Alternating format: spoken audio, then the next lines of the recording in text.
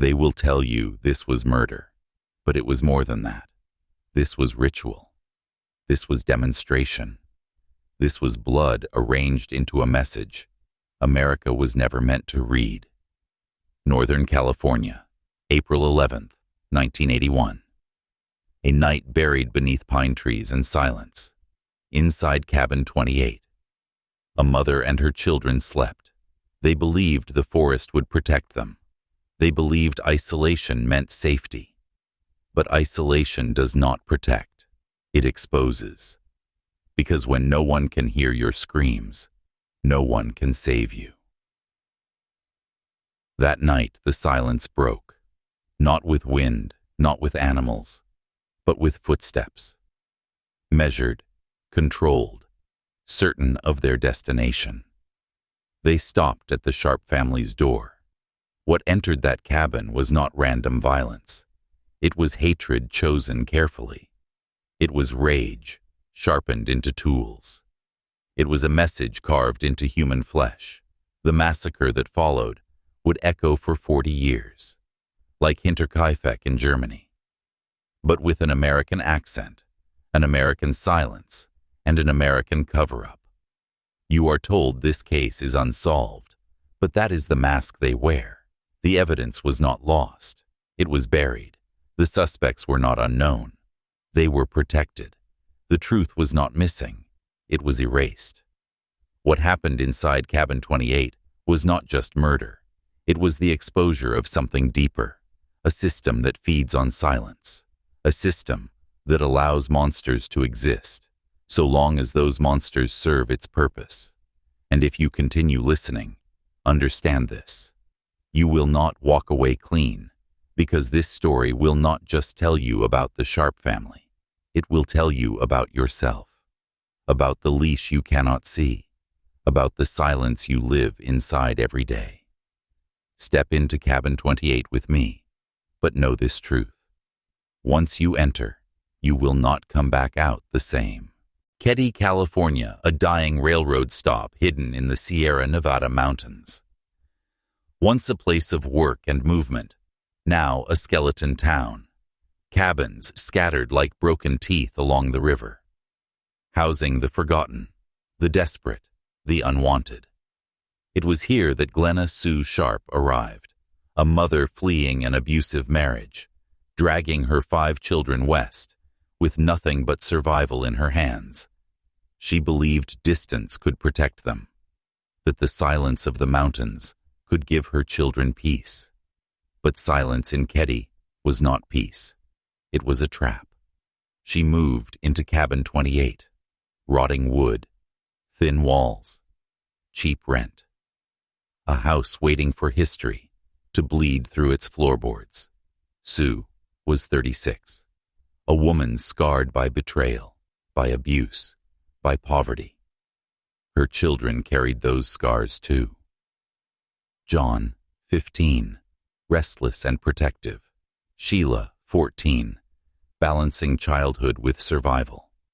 Tina, 12, fragile, withdrawn, her voice swallowed by shyness. Ricky, 10, full of restless anger.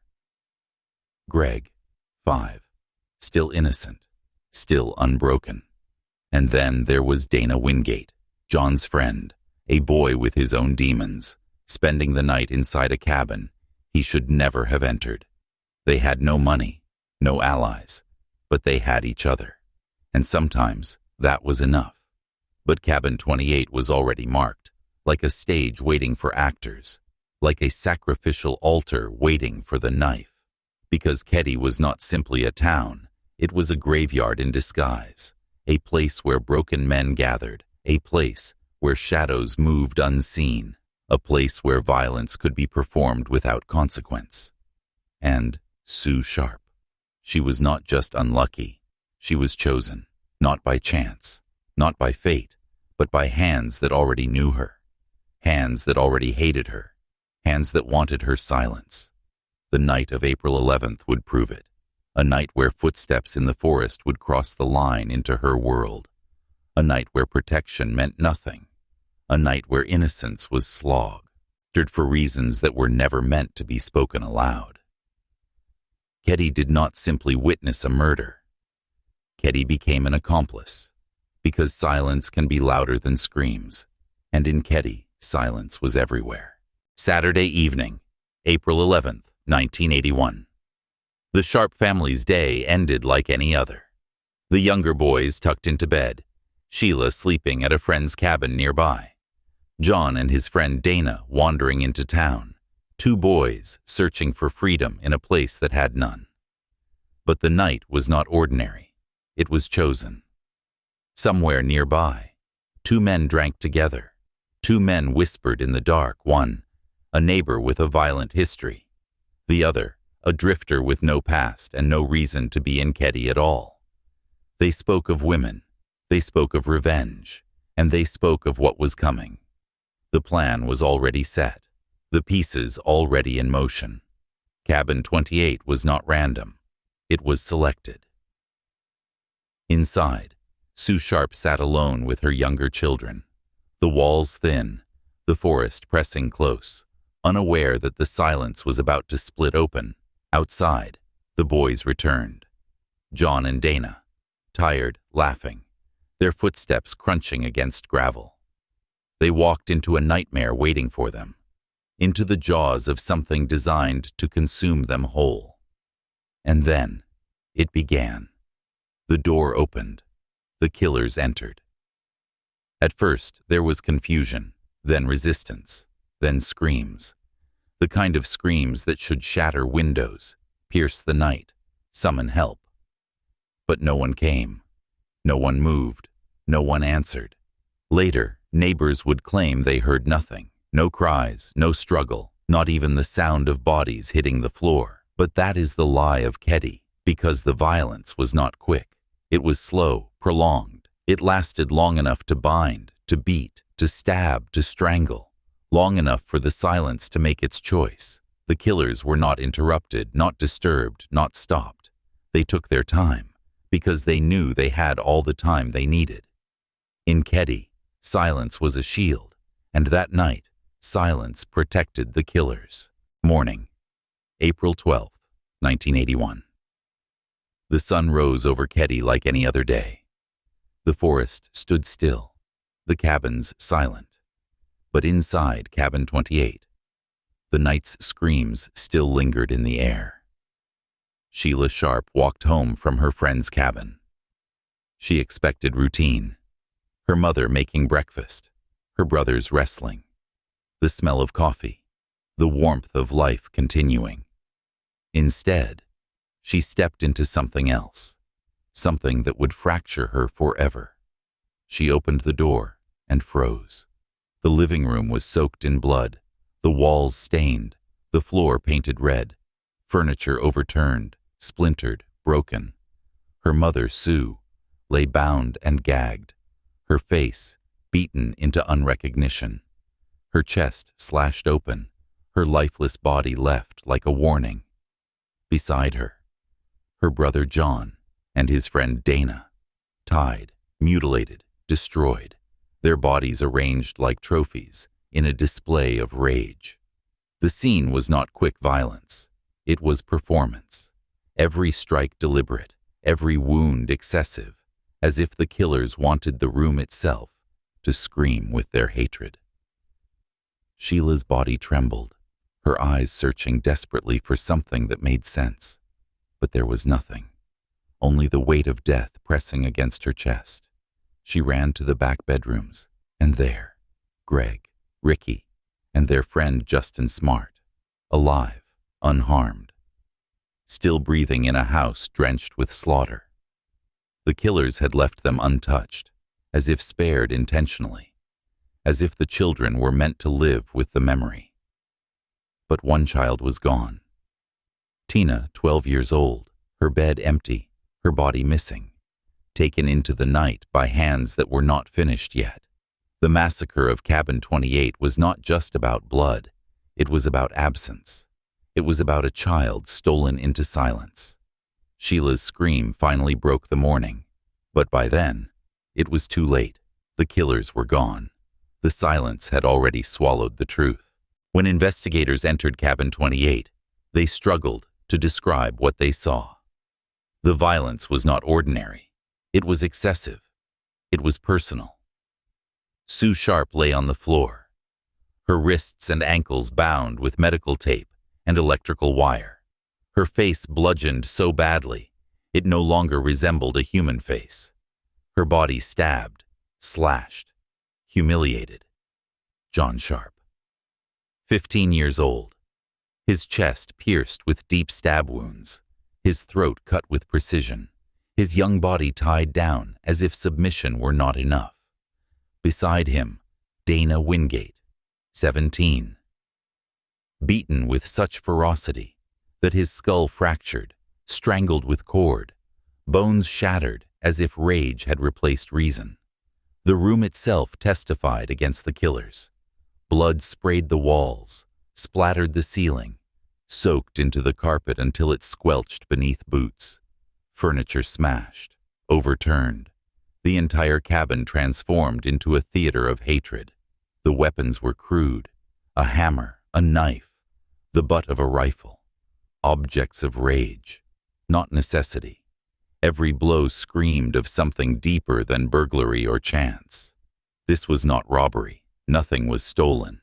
This was not random intrusion. The children asleep in the back rooms were untouched. It was selection. It was targeted. The killers spent hours here, binding, torturing, mutilating, unhurried, uninterrupted, outside. The cabins were close. Neighbors lived within shouting distance. Yet no one heard, or no one dared admit it. The silence of Keddie was louder than the screams inside Cabin 28. But what haunted the investigators most was not only the brutality, it was the absence. Tina's bed, empty.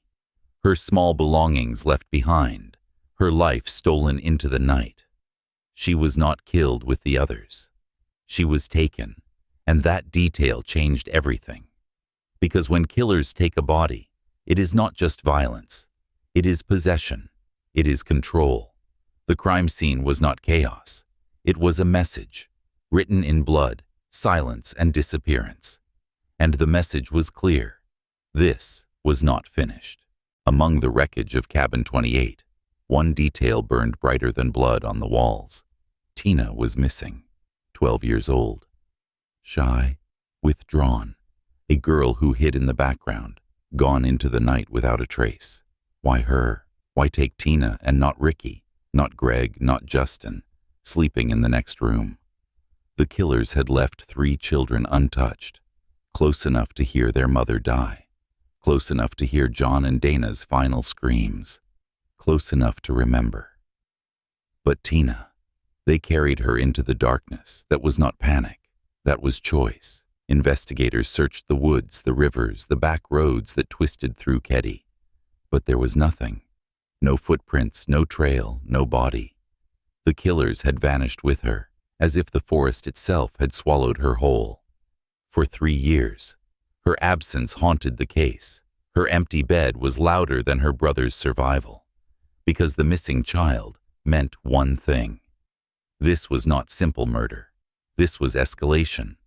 Some whispered she had seen too much, that she had recognized the killers, that taking her was the only way to silence her. Others believed it was worse, that Tina was not a witness but an offering. In ritual violence, the youngest is often taken, not killed immediately, but removed, reserved for something beyond the first slaughter. The case file never said ritual, the papers never printed it, but the shape of the crime was undeniable. Multiple weapons, bindings that looked like staging, bodies left as display, and one child missing. That is not random, that is design. And years later, when Tina's remains were finally found, buried deep in the wilderness, it only deepened the question, because she was not simply left behind to rot. She had been taken far away, hidden deliberately, returned only when the killers chose. Tina was not just a victim, she was a message, one that investigators could not, or would not, decipher. The violence in Cabin 28 lasted for hours. The bindings, the bludgeoning, the stabbing, the taking of Tina. None of it was quiet. The walls were thin. The cabins stood close together, and still. The neighbors claimed they heard nothing. No screams, no struggle, not even the sound of furniture shattering against the floor. Impossible, unbelievable. And yet the entire town stood by their silence. Some said they slept through it. Others claimed the night was calm, undisturbed. But investigators knew the truth. The Sharp family screamed long enough to be heard. So why was there no witness? Fear explains some of it. Keddie was filled with broken families, drifters, men with records, people hiding from the law, people who did not call the sheriff because the sheriff already knew them. But silence is not always fear.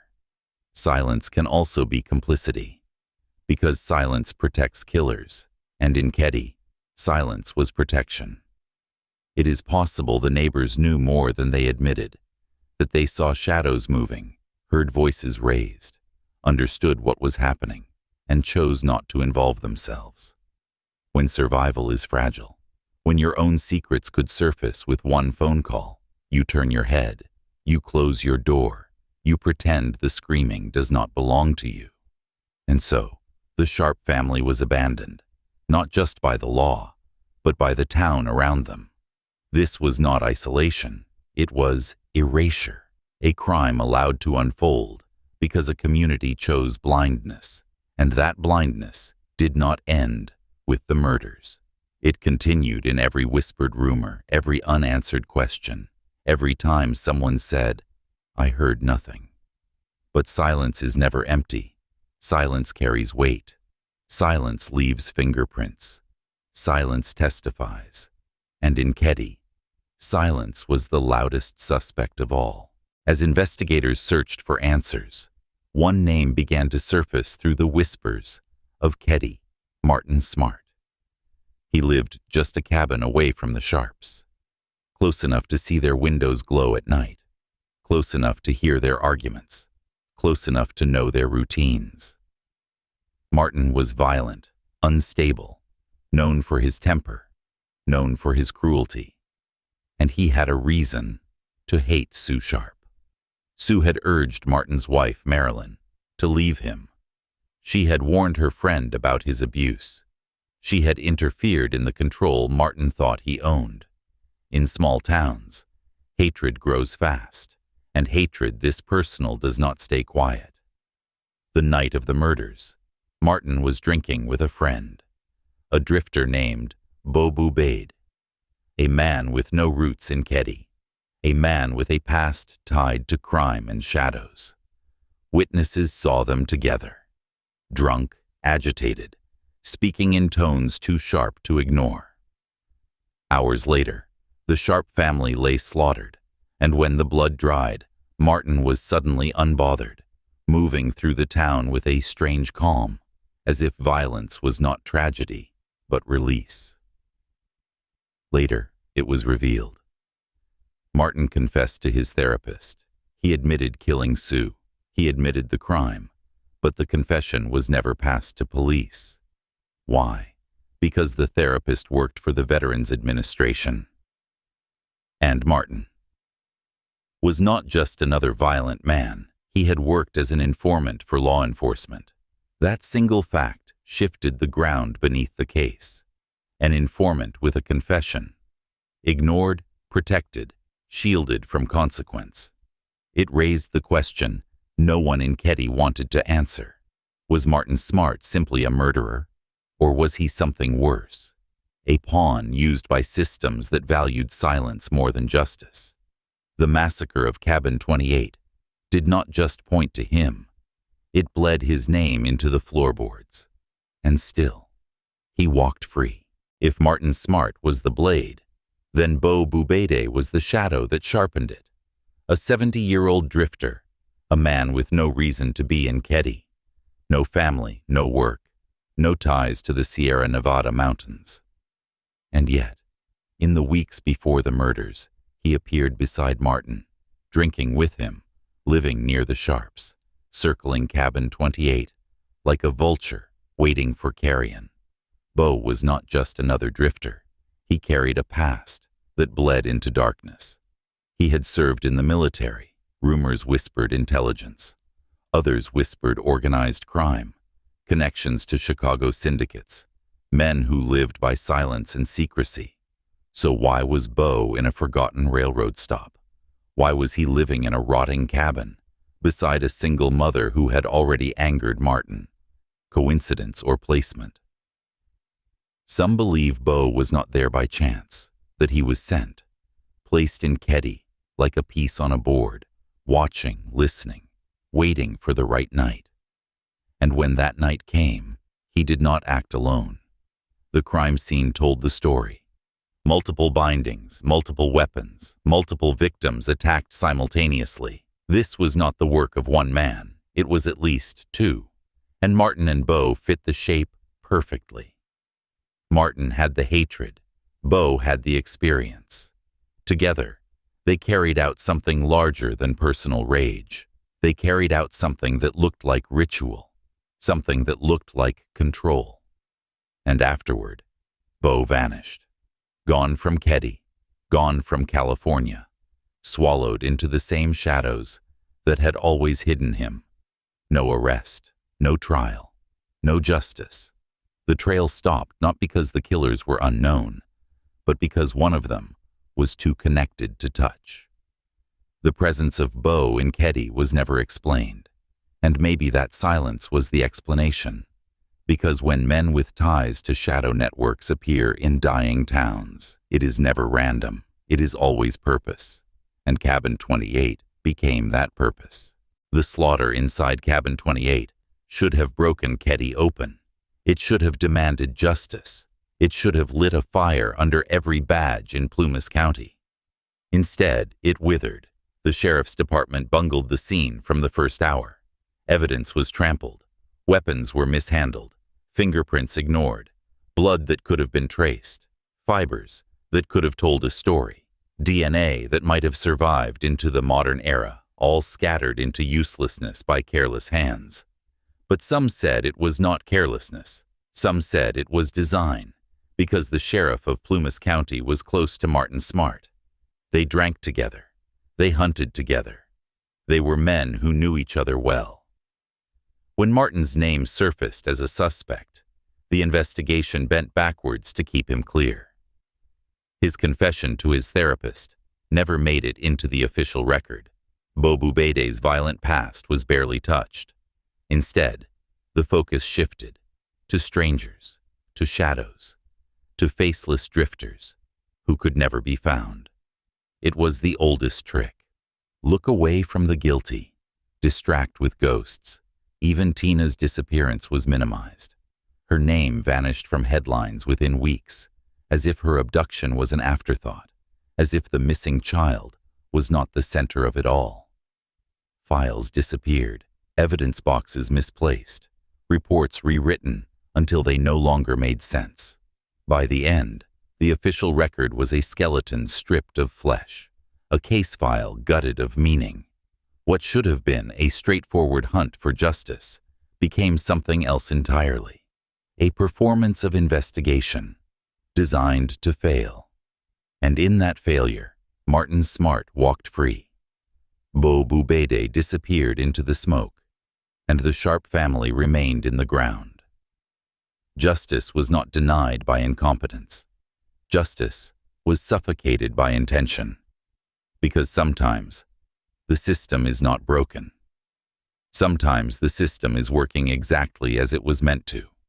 And in Keddie, the system chose silence over truth. The living room of Cabin 28 was not only painted in blood, it was marked by the killer's tools, a hammer, a knife, and a hunting blade long enough to pierce bone. But it was not the presence of weapons that unsettled investigators. It was their number, their variety. Their cruelty. John and Dana were tied with electrical cords, beaten with such force that skulls split like brittle wood. Sue was gagged with medical tape, her throat slashed, her chest stabbed repeatedly, as if rage alone was not enough, as if the killers needed to ensure suffering. It was not the clean precision of a contract hit, nor the clumsy frenzy of a single attacker. It was something between, a method that felt ritualistic. Multiple weapons suggested multiple killers. Two sets of hands striking at once. Two intentions converging on a single night of slaughter. And yet, there was more. One knife was left embedded in the wall, driven so deep it bent the steel. A hammer vanished from the scene, gone as if carried away like a keepsake. These details spoke louder than any witness, because murderers do not leave trophies in walls by accident. Murderers do not remove weapons without reason. It suggested staging. It suggested ownership. It suggested killers who wanted this crime to be remembered. And the bindings told their own story. Electrical cords, medical tape, knots that were tight, deliberate, practiced. These were not improvised in panic. They were prepared, brought in advance, carried into Cabin 28 with intent. That was not random violence. That was planning. Every cut, every strike, every choice of restraint was part of a script written before the sharps ever screamed. And that script pointed directly to men who knew the family, men who had watched them, men who had reason to bind not only their bodies, but their voices. The killers wrote their message in blood and silence, and for decades, that message was ignored. The murders in Cabin 28 were brutal, but the silence in Tina's room was worse. Her bed was empty, her shoes still in place, her jacket untouched, as if she had been pulled from her sleep and carried into the night. The killers had destroyed 3 lives in the living room, but what they took from Tina was different. It was not rage, it was possession. Why her? Investigators asked the question, but their answers never touched the truth. If Tina was a witness, why not kill her there in the cabin? Why risk carrying a struggling child through the dark woods? Why risk being seen? Why leave her disappearance as a second crime? Because Tina was not an accident. She was the reason. Some believed she was targeted for what she had seen, that she recognized Martin, that she recognized Beau, and her silence could only be purchased with abduction. But there is another theory, a darker one, that Tina was not simply silenced. She was taken for something else entirely. In ritual violence, the youngest is spared the first slaughter, removed, held separately. Their death not rage-driven, but symbolic. The final offering in a performance of control. Tina's disappearance matched that shape perfectly. 3 dead in the cabin, 1 missing into the void, an unfinished act waiting to be completed. And for 3 years, her absence hung over Keddie like smoke, a wound that never closed, a silence louder than blood. When her remains were finally discovered, scattered in the wilderness 40 miles away. It did not answer the question. It deepened it, because someone had carried her that far, hidden her that well, and left her body in a place meant never to be found. This was not a crime of opportunity. This was a crime of intention. The killers chose Tina, and by choosing her, they revealed the massacre was not simply murder. It was something far more calculated, far more haunting, far more human than investigators were willing to admit. 3 years passed after the blood dried in Cabin 28. 3 years of silence. 3 years of a missing child haunting every shadow in Keddie. And then, a skull was found. Not by police, not by searchers, but by a man out in the woods near Feather Falls. 40 miles away from Keddie.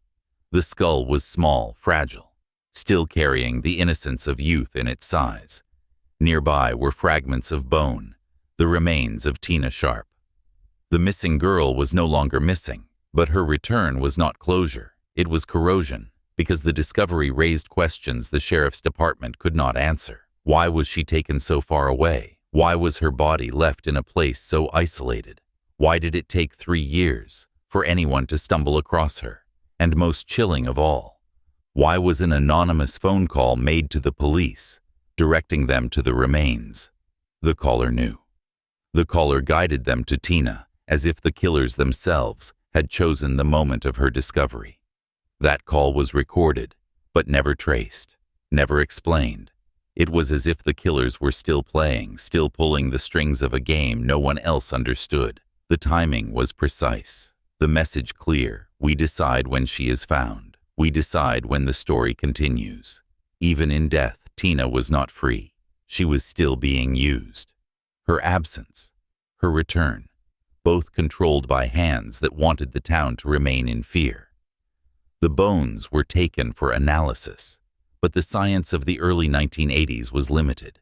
No DNA, no forensics, sharp enough to identify cause of death. Her remains gave no answers. Only silence, only absence that had become permanent. The missing child had become the stolen child, and the killers had ensured she would never speak. In that moment, the Keddie case transformed. It was no longer a family murder. It was a performance of power, and Tina was the centerpiece of that performance. Look closely at the details, at the arrangement of bodies, at the choice of weapons, at the child stolen into the night. This was not blind violence. This was design. Sue Sharp was not just killed, she was humiliated, her body left exposed, her bindings precise, her face destroyed, as if to erase her identity. John and Dana were not spared a quicker death. They were beaten until their bones broke, until their skulls shattered. It was overkill. It was message. And Tina, she was removed from the stage entirely, not left with the others, not allowed to share their grave of blood inside the cabin, but carried into the wilderness, as if she had a different role in this theater of cruelty. This was not just murder. This was psychological warfare. A man who kills in rage stops once the rage is released. But what happened in Cabin 28 was controlled, coordinated. 2 or more attackers moving with intent. One restraining, one cutting, one taking. It was ritualistic, almost ceremonial. What ritual demands the erasure of a face?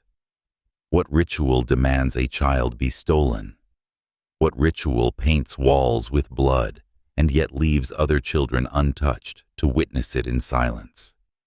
The killers wanted survivors, not for mercy but for memory, because memories are prisons, and those children carried their prison for life. This was a performance meant for the living, not just the dying. And if you think that's coincidence, you've misunderstood how predators work. Predators don't just kill bodies. They kill belief. They kill trust. They kill the illusion that safety ever existed. That night in Keddie, the killers did not just destroy a family. They rewired a town. They made silence stronger than truth. And silence was exactly what they needed, because the staging of Cabin 28 screams one thing. The killers were not afraid of discovery. They were confident, protected, untouchable. Only men with shields larger than the law would dare leave such a scene behind.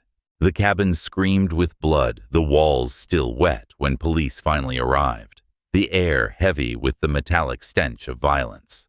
But outside, the town of Keddie remained silent.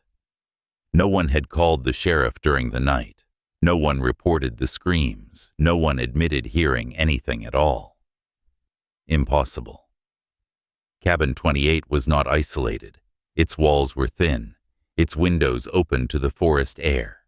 The bindings, the beatings, the cries of children would have carried across the small community of cabins, and yet no neighbor saw, no neighbor spoke, no neighbor moved. Silence can mean fear, but in Keddie, silence meant complicity, because people knew Martin's smart. They knew his temper. They knew his hatred for Sue Sharp. They knew he had been out that night drinking with Bo. And yet, no one put their suspicions on record. No one stepped forward. The same silence seeped into the sheriff's office. Detectives fumbled evidence, allowed townsfolk to wander through the crime scene, lost fingerprints, discarded samples, failed to secure weapons found inside the cabin.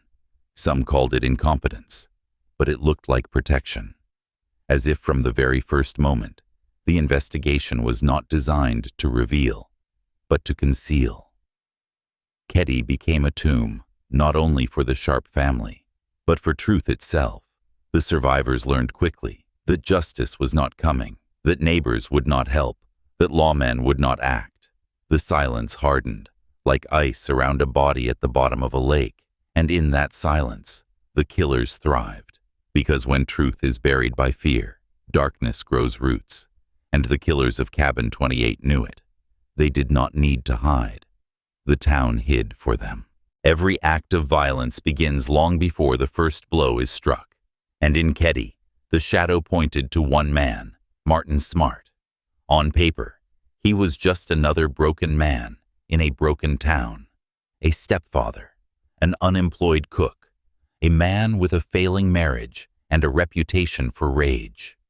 But behind that paper mask, he carried something darker. Sue Sharp had crossed him, not by violence, not by betrayal, but by truth. Sue had urged Martin's wife, Marilyn, to leave him. She had seen through his abuse. She had offered Marilyn and her children the escape Martin could never allow. And in towns like Keddie, truth is dangerous. Truth humiliates. Truth demands payment. Martin despised Sue for her interference. He blamed her for his collapsing marriage. He blamed her for his growing isolation. And in his mind, she became the obstacle that had to be removed. But Martin wasn't alone. That night he drank with a drifter named Bo Bubaide, a man decades older, with a criminal past that reached far beyond the mountains of Northern California. Bo had no reason to be in Keddie, no ties to the town, no job, no family, and yet he lived steps away from Cabin 28. As if placed there, some whispered, Bo was more than a drifter, that he had ties to federal intelligence, that he had moved in shadows long before he arrived in the Sierra Nevadas. What is certain is this: Martin and Bo were together that night, together when the Sharp family was slaughtered, and the next morning, Martin confessed to his therapist that he had killed Sue. Not an overheard rumor, not drunken boasting, but a confession. A confession that never reached the sheriff's office because his therapist reported to the Department of Veterans Affairs, and Martin was no ordinary suspect. He was an informant, a man the system chose to protect. So ask yourself, was Sue's murder personal, or was it sanctioned? Was Cabin 28 the site of a family massacre, or the stage for an execution arranged from higher up? The truth sits buried under Martin's rage and Bo's shadow. Who was Bo Bubaide? On the surface, he was just an old man, 70 years of age, a drifter with no roots, no job, no family ties to Keddie. But beneath the surface, the fragments of his past suggested something far stranger. Bo had served in the military, but the details of his service were vague. Some said he had connections to intelligence. Others whispered his ties ran into organized crime. The kind of man who moved between agencies and syndicates, a ghost who never stayed long enough to leave a trail. So why would a man like Bo end up in a collapsing mountain town, a forgotten railroad stop with fewer than 100 residents? Why would he choose Keddie, and why would he choose to live steps away from Sue Sharp? Coincidence does not explain it. Men like Bo don't wander aimlessly. They are placed, they are positioned, and the timing was perfect. He appeared right before the murders and vanished right after. Locals recalled he was charming when sober, but cruel when drunk, a man who carried the weight of other lives on his shoulders, a man who seemed to enjoy the fear he provoked. That night, Bo and Martin drank together. They were seen at the bar. They were seen by neighbors, and then they disappeared into the dark. Hours later, the Sharp family lay butchered in their home. It was too neat, too orchestrated, too synchronized to be the work of Martin alone. Bo's presence tied the massacre to something larger. Because what does it mean when a drifter with rumored intelligence ties and a violent informant from the sheriff's own backyard sit together in a small-town bar hours before one of the most brutal massacres in American history. It means the Sharp family never stood a chance. It means Sue Sharp's resistance had struck a nerve deeper than she ever realized. And it means Cabin 28 was never about random violence. It was about control, a demonstration of what happens when you cross the wrong me. Men who are protected, men who kill not just for revenge, but to send a message. Beau's shadow still lingers over Keddie, because men like him do not kill for chaos. They kill for order. Their order. The massacre at Cabin 28 should have broken Keddie wide open. A crime so brutal it demanded justice. A crime so loud it should have shaken the mountains themselves. Instead, the investigation collapsed before it began. The crime scene was left unsecured. Neighbors walked through the blood. Children stepped into the living room where bodies still lay. Evidence was contaminated. Before the first photographs were even taken, fingerprints were collected, then lost. Blood samples mislabeled, weapons misplaced, witness statements altered or ignored. The hammer, the knives, the bindings of tape and wire, all handled with such carelessness. It was as if the sheriff's office had no interest in solving anything at all. But incompetence can only explain so much, because Martin Smart and Beau Boubede, the only men with motive, the only men placed near the scene that night, were questioned and then released. No charges filed, no arrests made.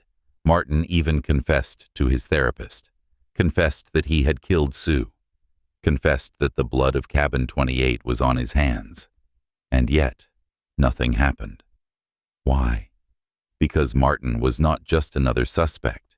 He was an informant, a man the sheriff's office had used, a man whose file was not meant to see daylight.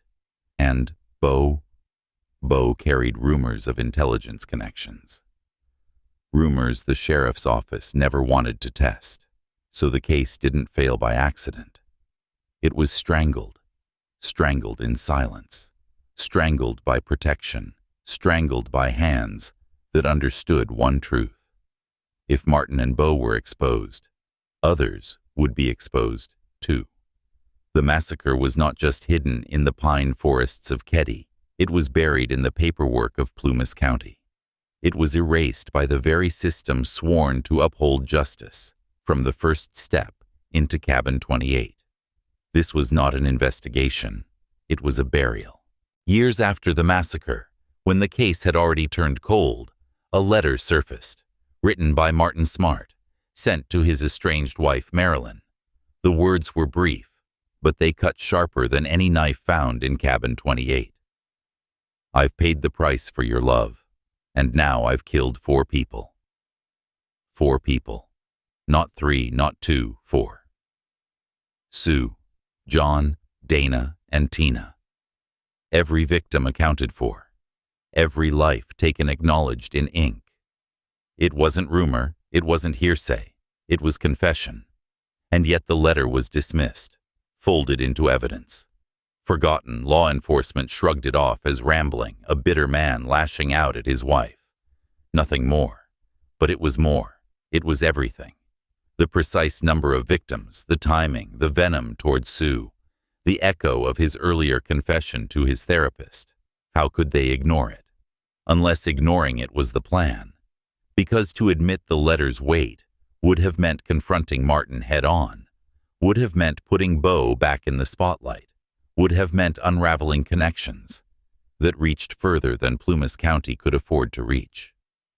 So the letter became another casualty of silence, not lost by accident, but buried by design. And with every piece of truth ignored, the killers grew stronger in absence, their shadows stretching longer across the years. A single line from Martin's hand should have ended the case, but instead, it became proof that justice was never the goal, only containment. Look at the living room of Cabin 28, not with the eyes of shock, but with the eyes of analysis. Sue Sharp, bound at the wrists and ankles, her body arranged with humiliation, her face beaten past recognition. John Sharp, tied and stabbed. His throat cut so deep it silenced him forever. Dana Wingate, his skull crushed, his body strangled with an electrical cord. 3 bodies. 3 different deaths. 3 different weapons. One man cannot bind, bludgeon, strangle, and stab 3 victims at once. One man cannot control that chaos, not in a cabin filled with screams, not while children stirred in the back rooms, not while a 12-year-old girl was being stolen into the night. This was not the work of one hand. It was the work of 2, at least 2, one restraining while another struck, one silencing while another prepared the bindings, one carrying Tina away while another finished the bloodletting inside. The coroner saw it. The FBI whispered it. Even local deputies admitted it quietly. Multiple killers, working with purpose, moving with coordination, as if following a plan they had already rehearsed. And the brutality was not random. It was targeted. It was personal. Sue took the brunt of the rage, her body left as a warning, as if the killers wanted to erase her not only from life, but from dignity itself. John and Dana were executed with force, meant to send a message. Their suffering prolonged, their bodies left as trophies, and Tina, removed, not discarded, but taken, her death separated from the others, as if she had a different role in this performance of terror. The bindings, the weapons, the positions of the bodies all pointed to coordination. This was not chaos. It was choreography. And in that choreography, you see the shadows of Martin Smart and Bobu Bede. 2 men, drinking together, moving together, and leaving together. The massacre of Cabin 28 was not just murder. It was a partnership, forged in rage, forged in secrecy, forged in the silence that followed. 3 years after the massacre, a skull was found in the forest near Feather Falls, 40 miles from Keddie, 40 miles from the cabin where her family's blood still haunted the wood. It was Tina, or what was left of her, but the discovery was not random. It was not chance, because before the skull was located, the sheriff's office received a phone call. Anonymous, calm, direct. The caller told them where to look. The caller knew. The call was recorded, but the voice was never released, never identified, never traced. Think about that. The killers not only took Tina into the night, they decided when she would be found.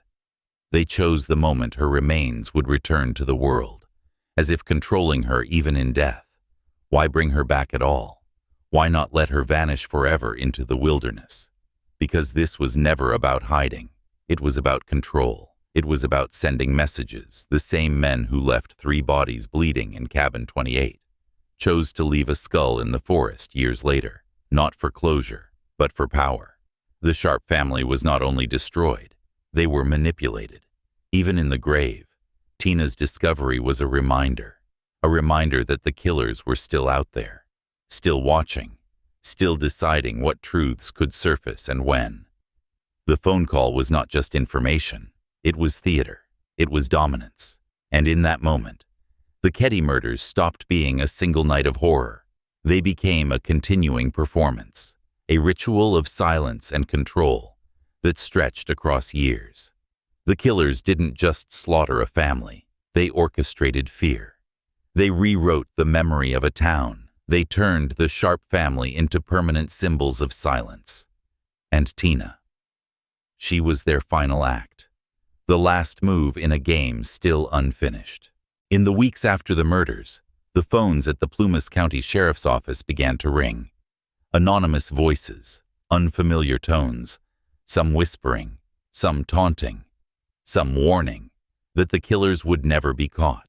Each call was logged, each call recorded, but almost none were pursued. One caller claimed to know the killers.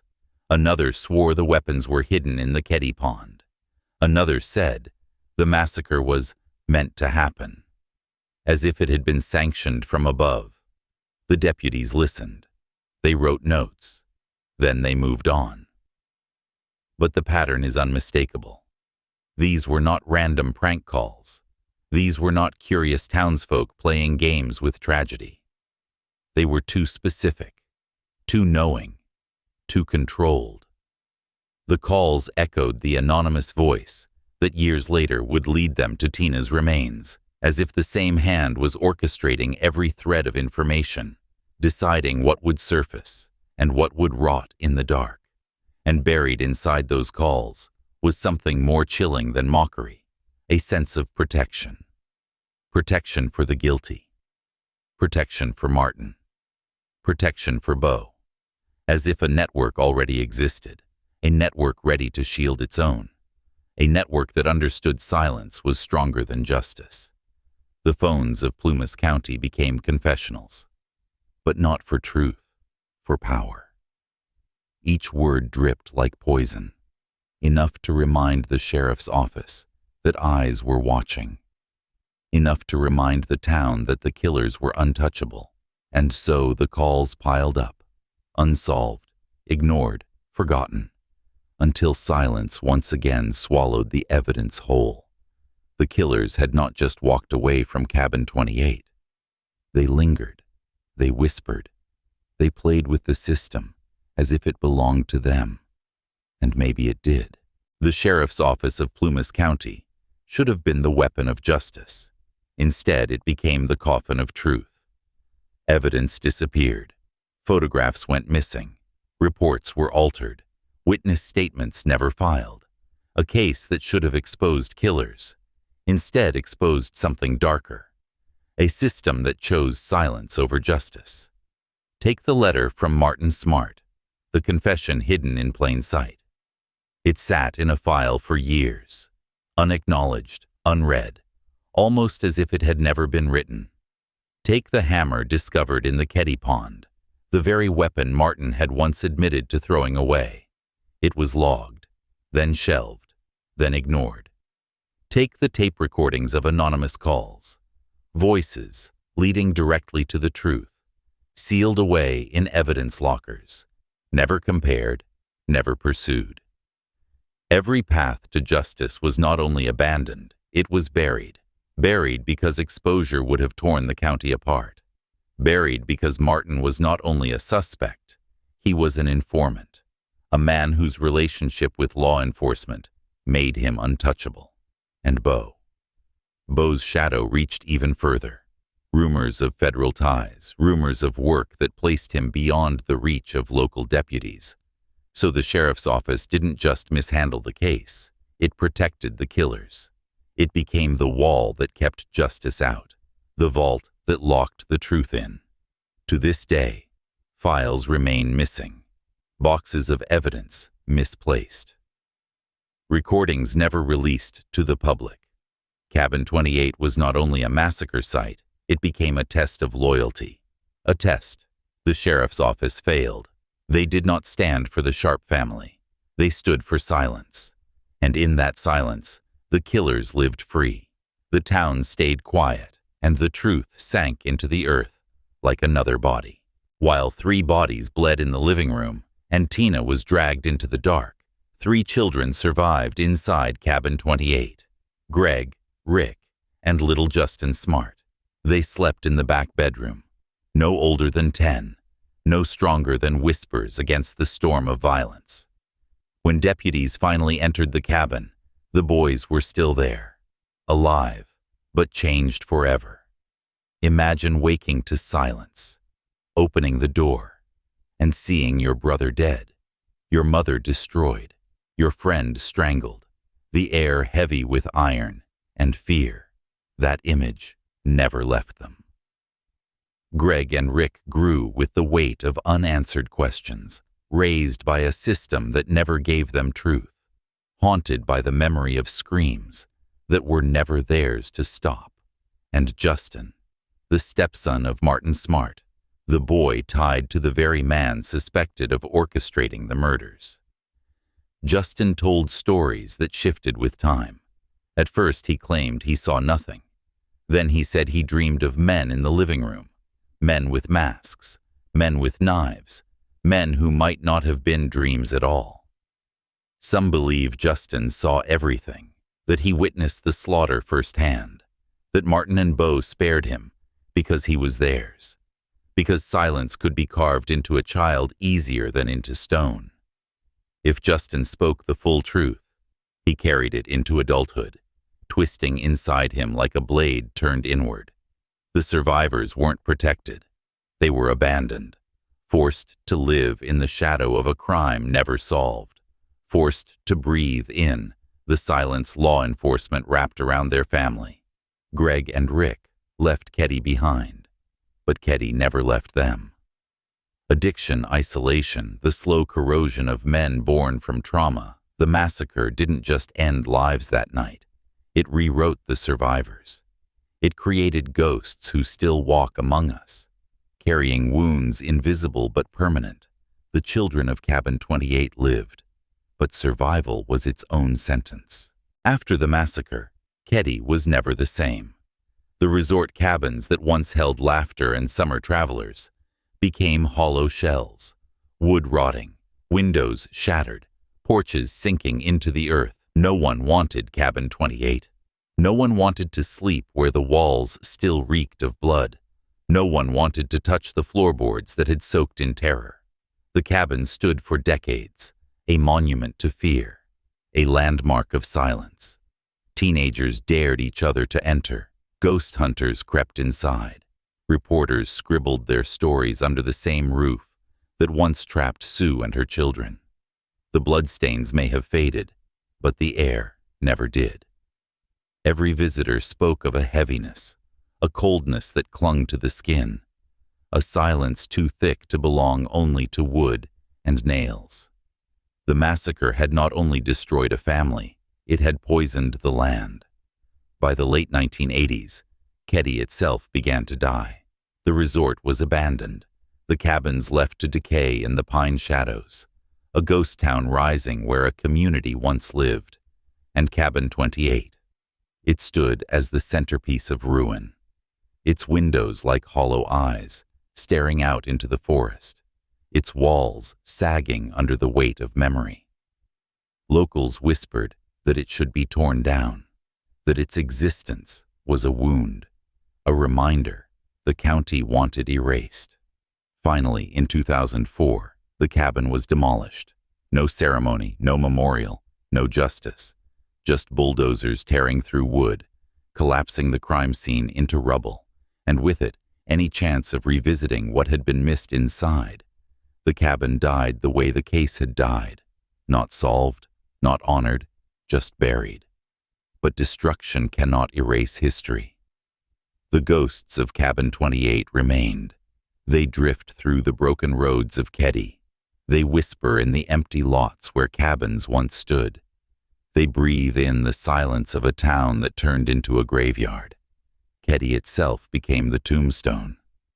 The Sharp family's blood etched not in stone, but in the memory of a place left to rot. Decades passed. The case gathered dust. The killers walked free, until a new sheriff opened the vault of silence. Boxes of evidence, locked away, misfiled. Forgotten inside those boxes were answers.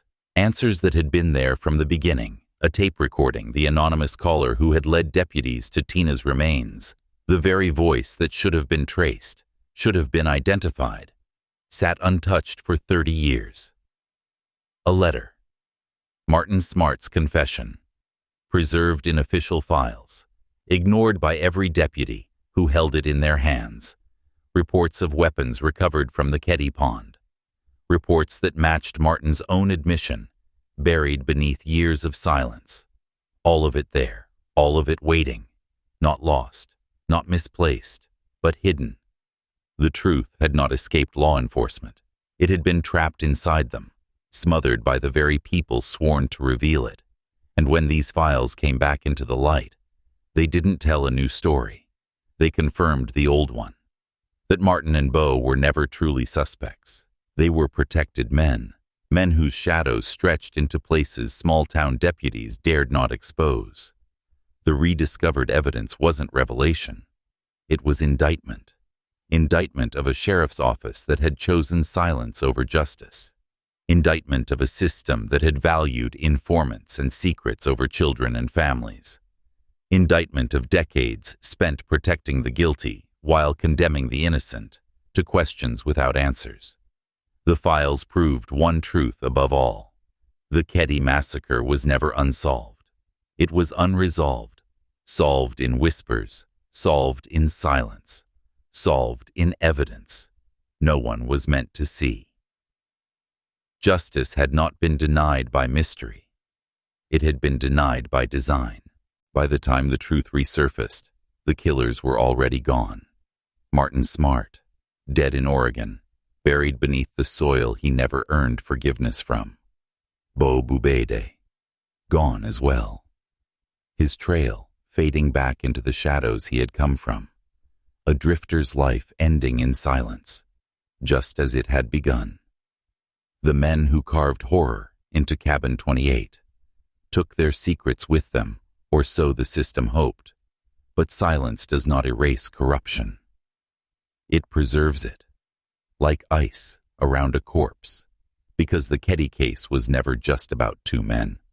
It was about the shield that protected them. The sheriff's office, the Veterans Administration, the quiet hand of federal intelligence, all threads woven into a single veil, drawn over the truth so the public would never see. And what does that reveal? That law enforcement was too weak to pursue justice, or too bound to the very forces orchestrating the silence. Ask yourself this: if Martin had been a simple man, an average drunk with a grudge, would his confession have been buried? Would his letter have been ignored? Would his friend Bo have been allowed to vanish without a trace? No. The answer lies in the protection, in the connections, in the invisible hierarchy that determines which crimes are solved and which are smothered. The Keddie murders were a message, not just to Sue Sharp, not just to her family, but to anyone watching closely, that when violence serves power, justice becomes irrelevant, that certain lives can be extinguished and their killers shielded, because they were useful to a system larger than justice itself. That is why the cover-up still matters today, because it was not incompetence, it was intention, and intention means repetition. If it happened in Keddie, it happened elsewhere. It is happening still. The killers may be dead, but the structure that protected them, the structure that silenced evidence, the structure that mocked justice, still breathes, and that is Wawi. Cabin 28 remains more than a ruin. It remains a mirror, showing us what happens when the system decides that truth is too dangerous to reveal. Cabin 28 is gone, torn down in 2004, reduced to rubble, as if erasing wood and nails could erase what was done inside. But memory is not bound by walls. Blood soaks deeper than foundations. And silence. Silence outlives demolition. The Sharp family never saw justice, not in life, not in death. Their killers walked free, shielded by secrecy, protected by silence, and buried with their sins intact. But this story was never just about one cabin. It was never just about one night of slaughter. It was about how easily truth can be buried, how institutions meant to protect you can turn into walls that protect themselves. Every destroyed fingerprint, every missing file, every confession ignored was not failure. It was design. A design that tells you something dangerous, that justice is conditional, that truth is negotiable, that power is protected, and innocence is disposable. The massacre of Cabin 28 is not an unsolved case. It is an unresolved system, a system that trades lives for silence, a system that knows the dead cannot speak, but the living can. And now you know. Now you carry what they wanted hidden. Now you see the pattern. Look at Keddie, and you see America itself, a nation where certain truths rot in locked files, where certain crimes are left to shadows, where certain families are sacrificed to protect men in higher places. That is why this story matters. Because once you see it, you can't go back. You can't unhear. You can't unknow. The silence that surrounded Cabin 28 is the same silence that surrounds you now. A silence that dares you to look away or forces you to look deeper, and you must decide. Do you join the silence or do you break it? Because in the end, some murders never end at all. They live on as warnings. And Cabin 28 still whispers, not to the dead, but to the living. And now, to you.